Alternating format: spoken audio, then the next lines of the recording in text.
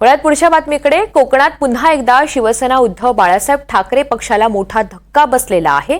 विधानसभेला महाडमधून ठाकरे गटाच्या उमेदवार असलेल्या स्नेहल जगताप यांनी उद्धव ठाकरे यांची साथ सोडण्याचा निर्णय घेतल्याचं म्हटलं जातंय.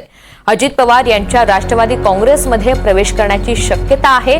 2 दिवसांपूर्वीच स्नेहल जगताप यांनी प्रदेश अध्यक्ष सुनील तटकरे यांची भेट घेतलेली होती आणि त्यानंतरच चर्चांना उधाण आलं. त्यामुळे रायगडमध्ये गोगावले यांची डोकेदुखी वाढण्याची शक्यता आहे.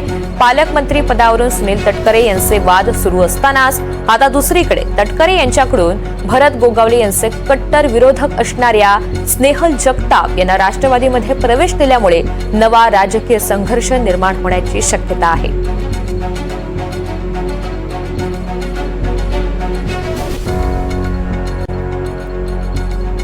तर कोकणामध्ये पुन्हा एकदा शिवसेना उद्धव बाळासाहेब ठाकरे पक्षाला आता मोठा धक्का बसण्याची शक्यता आहे. कारण विधानसभेला महाडमधून ठाकरे गटाच्या उमेदवार असलेल्या स्नेहल जगताप यांनी उद्धव ठाकरे यांची साथ सोडण्याचा निर्णय घेतल्याचं सध्या बोललं जात आहे.